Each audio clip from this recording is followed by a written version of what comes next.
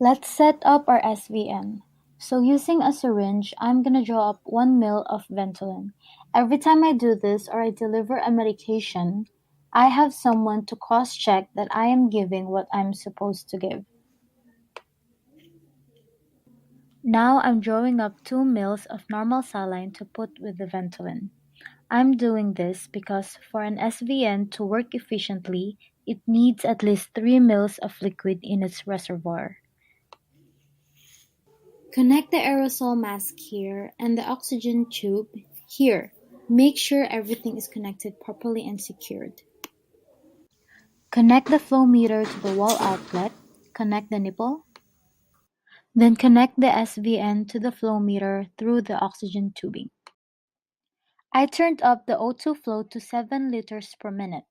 That's because the SVN works most efficient at flows 6 to 8 liters per minute.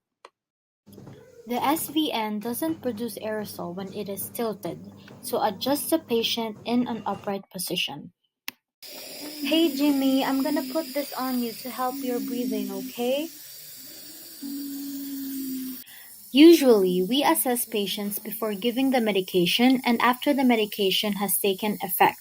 However, in Jimmy's case, he was having an exacerbation and is in deep distress, so we have to give the medication as soon as possible.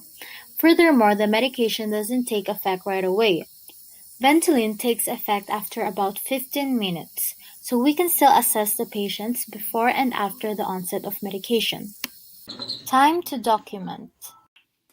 An SVN is a device used to deliver medication by turning liquid into aerosol, where it is inhaled directly to the lungs.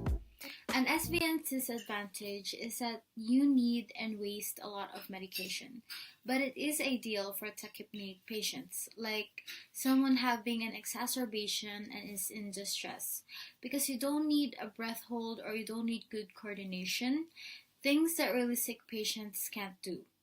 But of course, you do need sufficient pressure and gas flow to run the device. Also important to remember that there are factors that affect the performance of the SVN, like the position of the patient that should be upright, and you have to have a flow of gas that should range from 6 to 8 liters per minute. Other factors also include viscosity of the drug and the residual volume.